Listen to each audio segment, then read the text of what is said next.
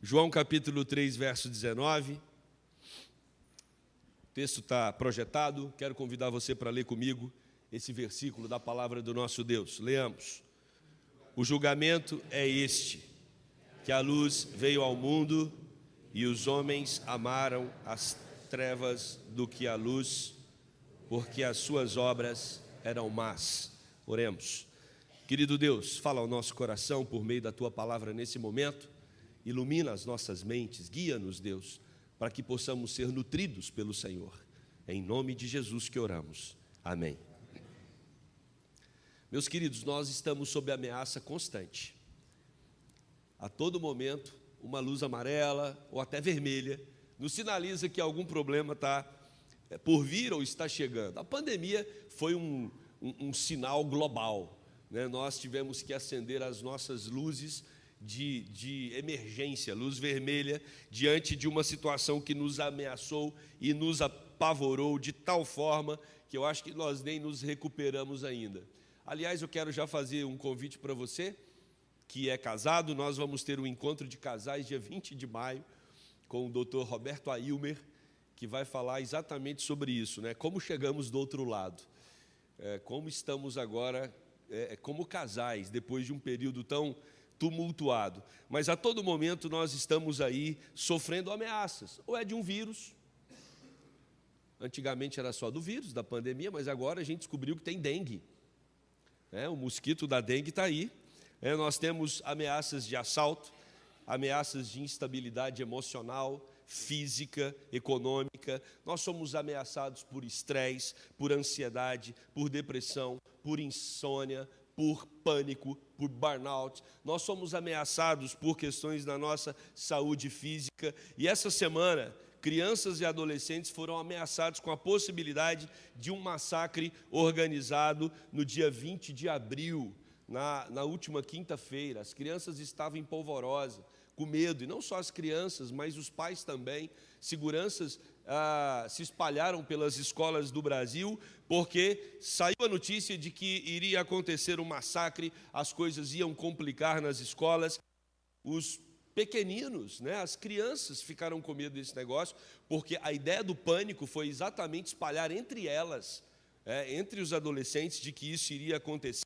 E esse incidente, que foi ameaçador essa semana, ele remonta ao que aconteceu nos Estados Unidos, numa escola em 1999, com Eric Harris e Dylan Kleinbold, que eles resolveram atacar os seus colegas de turma, os seus colegas daquela escola, e mataram 13 pessoas, feriram 24, e depois, naquela circunstância, no final, eles se suicidaram. E, por causa desse evento, depois de tanto tempo agora, na última semana, criou-se um clima de terror, dizendo que isso iria acontecer em várias escolas do Brasil e do mundo. Meus queridos, nós estamos a todo momento cercados por ameaças. Um mundo essencialmente mau. Não crie a ilusão de que esse mundo é um mundo confortável. Esse mundo é um lugar cheio de espinhos. Nós estamos num lugar inseguro. Nada garante que as coisas deem certo para nós. Acabamos de ter ali uma aula com os pais e falamos exatamente sobre isso. Dependemos completamente da graça de Deus. Todo o nosso ser, o nosso corpo, a nossa mente, tudo depende da graça de Deus para funcionar adequadamente. A nossa saúde, a saúde da nossa família, a paz nos nossos relacionamentos, tudo isso depende da graça, porque esse mundo é um caos. Quando nós olhamos para regimes ao longo da história, regimes políticos que mataram 40 milhões de pessoas, ou quando nós olhamos para a Segunda Guerra Mundial, que teve ali uma média de mortos entre 40 a 70 milhões, nós percebemos que há essencialmente na humanidade uma relação íntima e afetiva com o mal. A maldade impera na terra e nós não podemos nos enganar. Nós não estamos no céu ainda. Nós não podemos ser uma igreja somente triunfante. Viver aqui como se tudo estivesse a mil maravilhas, ou como se tudo aqui já fosse a garantia daquilo que um dia herdaremos na vida eterna. Nós ainda estamos num mundo marcado por maldades. E você pode perguntar, mas como pode ter um Deus bom num mundo tão mau? E aí eu inverto a pergunta para você: como pode existir um mundo tão mau se existe um Deus bom? Ou seja, apesar do Deus bom, o homem optou por um mundo de maldade. A responsabilidade da maldade no mundo é do próprio ser humano. É só nós observarmos a todo momento de onde saem as ameaças, né? De onde nós temos aí os riscos a todo momento para desestabilizar a nossa vida. E como ter segurança num mundo com tantas ameaças, num mundo que produz tantas dores? Nenhuma foi maior do que a do próprio Filho de Deus. Então, se você quer entender o mundo cheio de ameaças, se você quer entender um mundo tão mau, e você quer, de alguma forma, ter esperança vivendo nesse mundo, você precisa observar o que foi mais profundo do que toda maldade no mundo. E o que é mais profundo do que toda maldade no mundo é o amor de Deus. O amor de Deus sobrepõe a toda maldade. Mas para o amor de Deus sobrepor a toda maldade, a maldade teve que experimentar o seu ápice no próprio Deus. O próprio Deus assimilou o ápice da maldade. E onde Deus assimilou o ápice da maldade? Ele assimila isso na cruz do Calvário. Por isso que Jesus Cristo é aquele que vem e toma sobre ele o pecado, a maldade do mundo, para que nós agora pudéssemos experimentar a proteção e o cuidado dele. Veja só o que diz o versículo de João, capítulo 3, verso 16, um pouquinho antes do texto que nós lemos. Esse é um versículo muito conhecido, porque Deus amou o mundo de tal maneira que unigênito, para que todo aquele que nele crê não pereça, mas tenha a vida eterna. Então, o que é maior do que a maldade do mundo? O amor de Deus.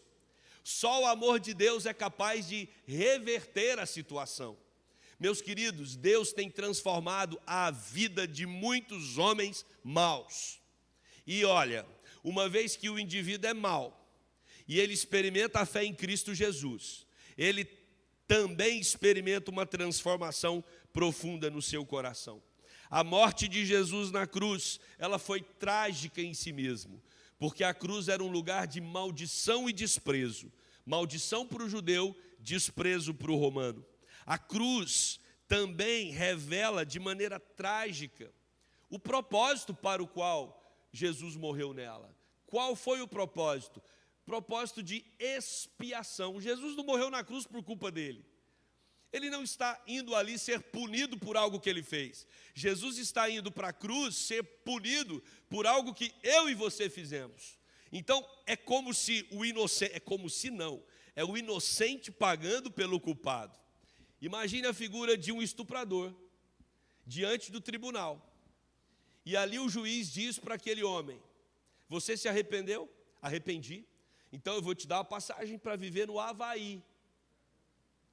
Vai viver no Havaí, usufrua de uma vida tranquila, porque eu, juiz, vou pagar a sentença por você. Eu vou ser preso no seu lugar. Você acharia isso justo? Não é estranho isso? Vai lá viver no Havaí, e eu vou ser preso no seu lugar. Jesus Cristo, Ele foi aquele que pagou pelos nossos pecados. Eu deveria estar naquela cruz. Você, não ele, mas ele vai para aquele lugar e recebe sobre ele todo o nosso pecado. A cruz também é um lugar que a tragédia está pela natureza de quem está morrendo ali. É o próprio Filho de Deus. Não é um ser humano apenas que está morrendo. É o Deus Filho que morre na cruz. E esta realidade toda ela é organizada por Deus para revelar o quanto o mundo é mau. O mundo tem uma maldade tão profunda que o Filho de Deus precisa se encarnar, terminar a vida numa cruz, ensanguentado, para que, através disso, as pessoas possam ter acesso à luz, ao caminho, à verdade e ao próprio Deus. Então, a cruz vai revelar o estrago da humanidade, a cruz revela o estrago da maldade que impera em todo o planeta. No fundo, existe uma tentativa, isso é muito evidente nas Sagradas Escrituras, existe uma tentativa muito forte do ser humano de criar caminhos que exclua o amor de Deus. E aí você tem as pessoas se relacionando com muitos outros amores, inclusive a pastoral da semana, né? Você recebeu aí, amor anumus, que é o amor sem lei, né? Ou seja, as pessoas elas acham que amor, por ser amor, vale toda forma de amor. E aí a gente precisa entender amor à luz da Bíblia, não deixa de ler a nossa pastoral dessa semana. Mas o que nós entendemos aqui é que a cruz de Cristo é a porta de entrada para compreender a profundidade e a intensidade do mal no mundo. Você não vai entender a profundidade do mal no mundo se não olhar para a cruz. A cruz é o código, é a senha. É a forma de nós entendermos o preço que foi pago para que Deus revertesse a situação de estrago em que o ser humano estava inserido. Por outro lado, a cruz então revela o quanto o amor de Deus é ainda mais profundo. Se o mundo está mergulhado na maldade, o amor de Deus é mais profundo do que a maldade do mundo. Olha só, qual a base bíblica que a gente tem para isso? Onde abundou o pecado, superabundou a graça. Então o amor de Deus, ele superabunda em Cristo Jesus. Por que nós estamos sob constante ameaça? A primeira coisa que o versículo que nós lemos nos ensina nós estamos sob constante ameaça. Não é por falta de opção. A Bíblia vai dizer, o texto, João 3,19, a luz veio ao mundo. A luz veio ao mundo. Então, nós vivemos num mundo de trevas, só que esse mundo de trevas recebeu a luz. O que nós entendemos claramente é que desde a queda já houve a promessa de salvação. Deus nunca deixou a humanidade desamparada sem uma rota de fuga. Sempre teve rota de fuga para o homem caído. Deus deu duas opções para Adão. Adão, você pode comer do fruto ou não comer, viver comigo ou me dar as costas, e se você me der as costas, você vai morrer. Adão escolheu morrer, mas Deus, na sua graça, na sua misericórdia, derramou salvação através de Cristo Jesus, e essa salvação já foi prometida lá em Gênesis 3,15, lá no começo, quando Deus diz que o descendente da mulher esmagaria a cabeça da serpente. E aí dois caminhos se abrem. A Bíblia está mostrando sempre os dois caminhos, sempre dois caminhos. O caminho da vida, o caminho da morte. O caminho da luz, o caminho das trevas. A opção está sempre exposta a todo ser humano. Olha o que diz João, ainda no capítulo que nós estamos trabalhando, o versículo anterior, João 3,18, olha o que ele diz. Vamos ler juntos? Quem nele crê não é julgado.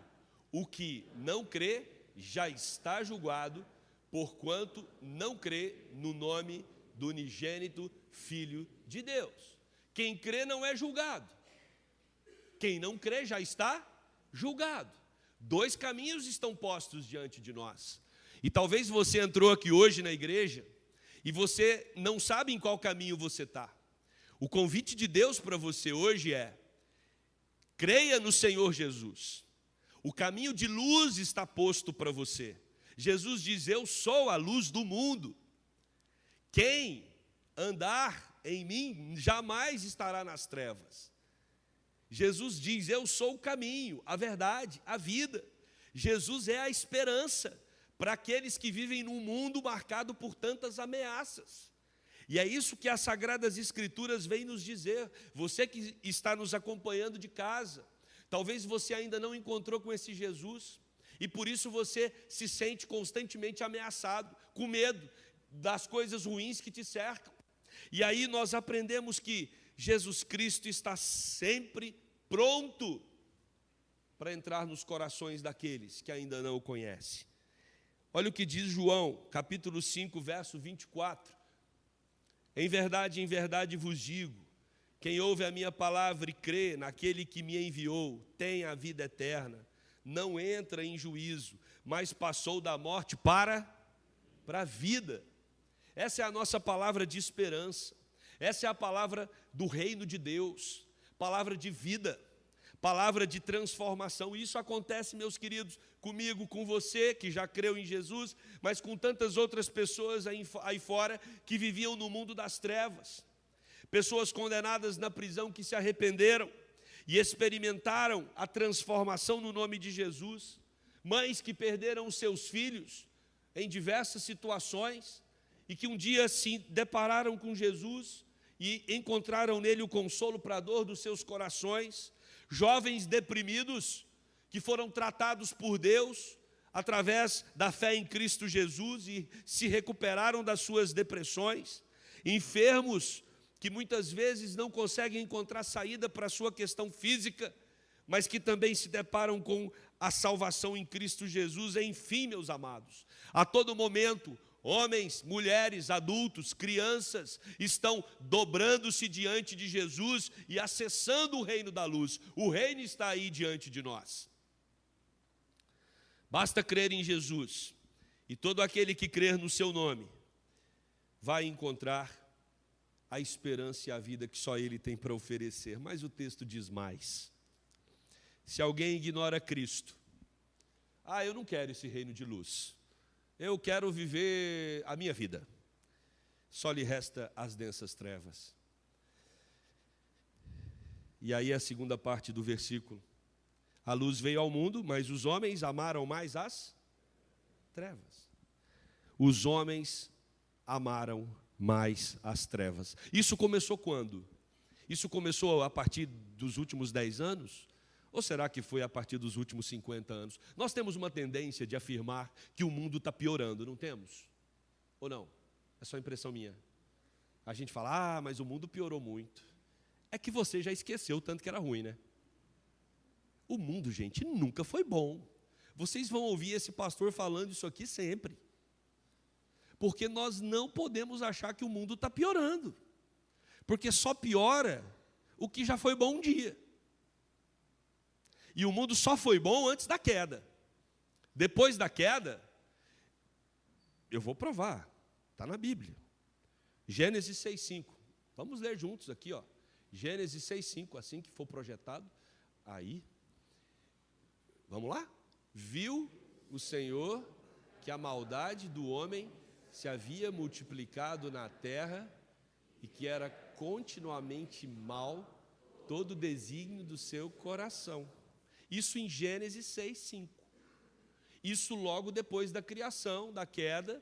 Você tem ali o momento em que Deus diz para Noé, né, que ele vai acabar com a raça humana por meio de um dilúvio. Deus já chegou à conclusão ali de que o homem não tinha solução.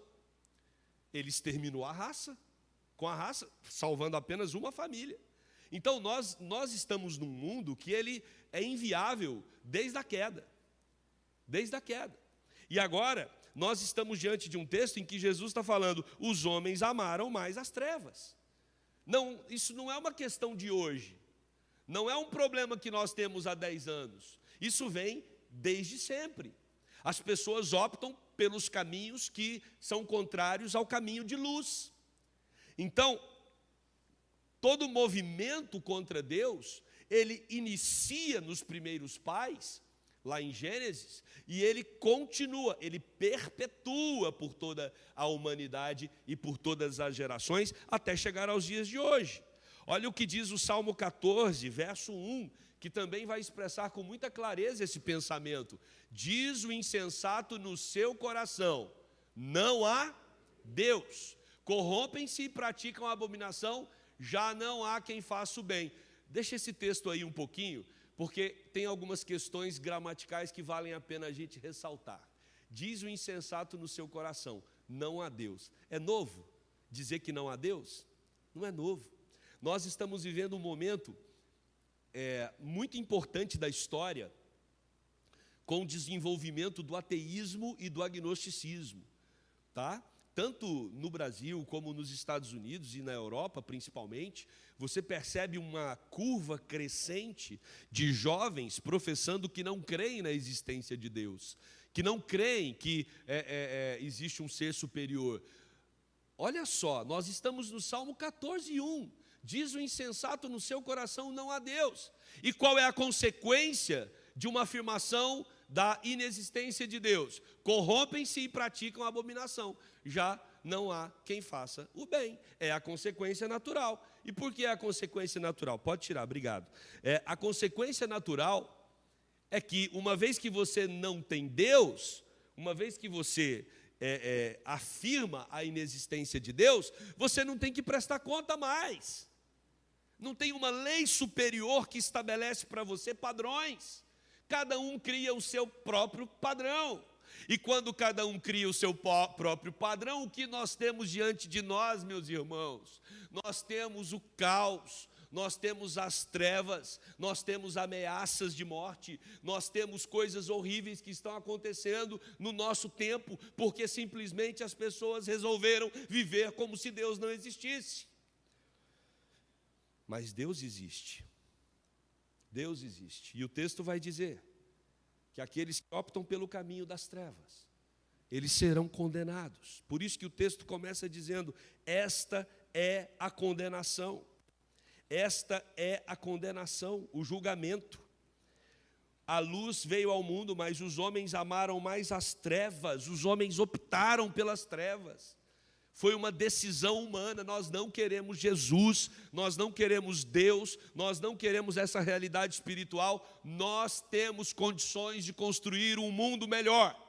E olha o que está acontecendo com o nosso mundo.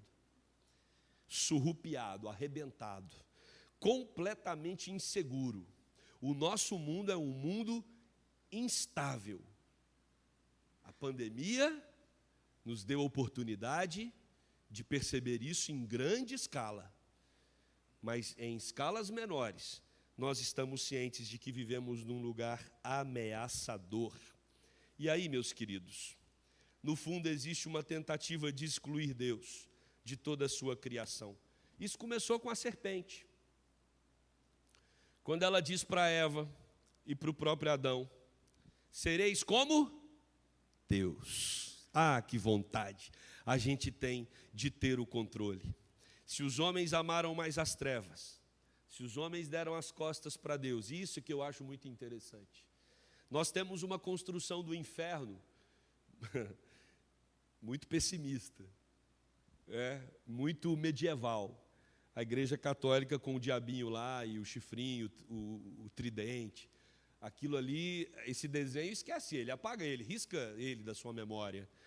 O diabo ele é mais criativo do que isso. Ele geralmente se aparece como um galã, ele é um gentleman. E aí, eu acho que vale a pena, quem não assistiu, assistir O Advogado Diabo.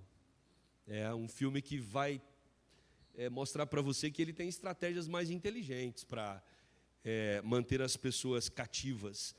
E existe uma construção, então, às vezes, de um inferno que causa medo. A teologia, por muitos anos, se preocupou com isso. Mas eu quero desafiar você a entender o inferno de outra forma. Se as pessoas... Acompanha o meu raciocínio. Se eu estiver errado, no final, na porta ali, vocês me advertem. Se o inferno é um lugar preparado para quem não gosta de Deus, quem não gosta de Deus vai estar no lugar que sempre sonhou. Ou não? Então, se tem alguém que está consciente de que o inferno é um lugar preparado para ele, é aquele que amou mais as trevas do que a luz. Quando ele chegar no inferno, ele não vai ter a sensação de injustiça. Ele não vai ficar ali se lamuriando. Ah, o que eu estou fazendo aqui? Por que eu estou aqui? Para ele é um processo natural. Ele optou por um caminho contrário ao de Deus. Irmãos, não adianta. Se você pega para uma viagem numa determinada direção, com um objetivo claro, você pega ali o Google Maps e vai naquela direção, você vai chegar no seu destino. Mas se você vai pelo caminho contrário, você vai chegar no destino contrário. É simples assim. O caminho de trevas vai levar às densas trevas. E as densas trevas está preparado para aqueles que escolheram viver sem Deus. Então, se o indivíduo escolhe ignorar Deus aqui, é natural. Então, você que ignora Deus aqui, né, você que está nos acompanhando, ou você que está aqui, e que não curte Deus, né, e às vezes veio hoje convidado, até por educação, né, ou está ali assistindo pelo YouTube, porque estava passando, fica tranquilo com o inferno. Não se apavore. O inferno é um lugar que você vai gostar dele. Porque Deus não vai estar lá te enchendo a paciência. Vai ter sofrimento, mas e daí? Deus não está lá, o que importa é isso. Né? Vai ter choro e ranger de dentes, mas o que importa é que Deus não vai estar lá. Então, tudo aquilo que o indivíduo projeta aqui, ele vai experimentar lá. De um mundo sem Deus. De um mundo onde Deus não intervém, Deus não manifesta graça. De um mundo onde ele vai usufruir daquilo que ele sempre buscou aqui, que é uma vida sem Deus. Espero que eu tenha sido claro. Se eu não fui, reverendo Guilherme estará à disposição durante a semana para explicar para cada um de vocês. Olha o que diz o texto de 2 Pedro, capítulo 2, verso 4 e 9. Ora, se Deus não poupou anjos quando pecaram, antes, precipitando-os no inferno, os entregou a abismos de trevas, reservando-os para juízo. Aí depois, no versículo 9, é porque o Senhor sabe livrar da provação os piedosos e reservar sob castigo os injustos para o dia do juízo. Deus é justo. Deus é justo. Deus é justo. Um mundo com tanta malandragem, um mundo com tanta injustiça, um mundo com coisas tão horrendas, um mundo com criminalidades absurdas, esses criminosos não podem ficar impunes. E se nós já perdemos a esperança nas instituições, se nós já perdemos a esperança nos tribunais, nós jamais poderemos perder a esperança no tribunal divino. Porque o tribunal divino, sim, esse é implacável. Quem faz o mal aqui na terra vai receber de Deus a devida retribuição. E o inferno está reservado para essas pessoas. Eu preciso acreditar nisso, diante de tanta injustiça que nos cercam. E aí, meus irmãos, por último, porque estamos sob constante ameaça? Porque, diz o texto, as obras dos homens são más. O julgamento é este, que a luz veio ao mundo, mas os homens amaram mais as trevas do que a luz. Por quê? Porque as suas obras eram más. Maldade. E olha, nós não podemos, como igreja do Senhor Jesus, começar a legitimar, naturalizar e passar pano quente maldade. O que é maldade é maldade. E nós devemos nos indignar com qualquer forma de maldade, de injustiça que impera na realidade em que estamos inseridos. Olha o que diz Apocalipse, capítulo 21, verso 8. Vamos ler juntos? Quanto, porém, aos covardes, aos incrédulos, aos abomináveis, aos assassinos, aos impuros, aos feiticeiros, aos idólatras e a todos os mentirosos, a parte que lhes cabe será no lago que arde com fogo e enxofre, a saber, a segunda morte. O problema não é a primeira morte, o problema é a segunda morte, reservada para todos aqueles que optaram por uma vida de maldade nesse mundo, achando que passariam impunes. E às vezes utilizando até de formas como esses dois jovens fizeram do suicídio, achando que iriam se livrar. Aliás, um deles até coloca numa carta, né, que ele iria tirar a vida no final, sabendo que alguma coisa muito melhor o esperava no futuro. Engano dele. Eu quero concluir, meus irmãos, esse sermão com uma palavra de esperança para aqueles que estão no reino da luz. A palavra de esperança é: o amor de Deus, ele é maior do que qualquer ameaça que tente nos sondar, que tente nos atacar. Nenhuma ameaça sobre nós, ela pode ser identificada como maior do que o amor de Deus. Aqueles 2 jovens lá nos Estados Unidos, naquele massacre em 1999, Eric e Dylan, eles colocaram mochilas contendo bombas programadas para explodir a lanchonete toda. Tinha quase 500 pessoas na lanchonete naquela hora. A ideia era matar todos aqueles 500. Se não matar todos, pelo menos a maioria, deixar os outros feridos. Porque era tanta bomba que o cálculo foi feito para que o telhado caísse. Não só as pessoas morressem com a explosão, mas morressem também com a queda do telhado.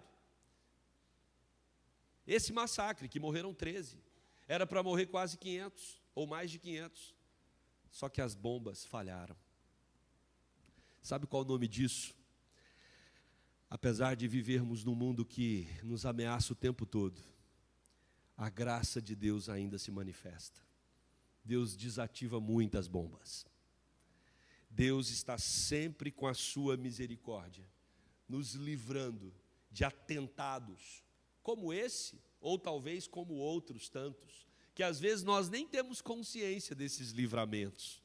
Ameaças que nós sofremos e nem sabemos que sofremos, mas o Senhor manifestou misericórdia sobre nós. Porque as misericórdias do Senhor são a causa de não sermos consumidos. É pela misericórdia de Deus, gente, que as ameaças não nos atingem e não nos arrebentam por completo. A graça de Deus está a todo momento sobre nós, em todo lugar. Eu quero terminar esse sermão com uma frase de João Calvino, o reformador. E eu queria que você guardasse no seu coração essa frase. Calvino diz: não existe nenhum céu calmo onde nossas mentes possam repousar enquanto não nos aproximarmos do gracioso amor de Deus. Não existe nenhum céu calmo onde nossas mentes possam repousar enquanto não nos aproximarmos do gracioso amor de Deus. Eu quero convidar você que ainda não teve um encontro com Jesus, corra para o reino da luz. Corra para o reino da luz. Creia em Jesus. Só Ele, com seu amor, pode proteger você de tantas ameaças que estão a todo momento tentando te apavorar. Você que já crê em Jesus Cristo como seu Senhor e Salvador, descanse o seu coração. Nenhuma ameaça é maior do que o amor de Deus que te alcançou. Não precisa se apavorar, não precisa se desesperar. Deus está com você em todas as circunstâncias e Ele tem o controle de todas as coisas. De todas as coisas. Deposite a sua fé, a sua confiança. Ele é maior do que tudo e todos. Ele está acima de qualquer coisa que venha a tentar instabilizar você ou a sua caminhada. Que esse Deus maravilhoso encha você de segurança e de esperança num mundo tão ameaçador. Que Deus te abençoe. Amém? Vamos ouvir mais uma vez os nossos irmãos do Lords Coral e logo em seguida farei oração e teremos a bênção.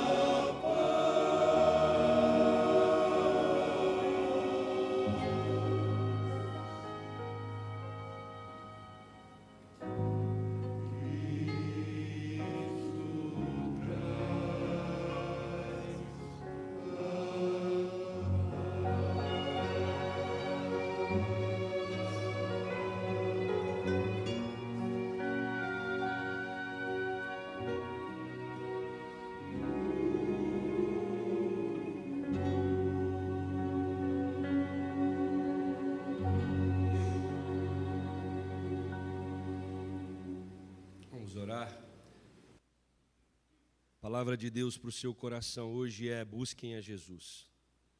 Busquem a Jesus. Às vezes você se tornou um grande religioso, uma pessoa que tem compromisso com a igreja, compromisso com as coisas da igreja, mas talvez você esteja longe de Jesus. Busque a Jesus. Só Ele pode dar a paz diante de tantas ameaças.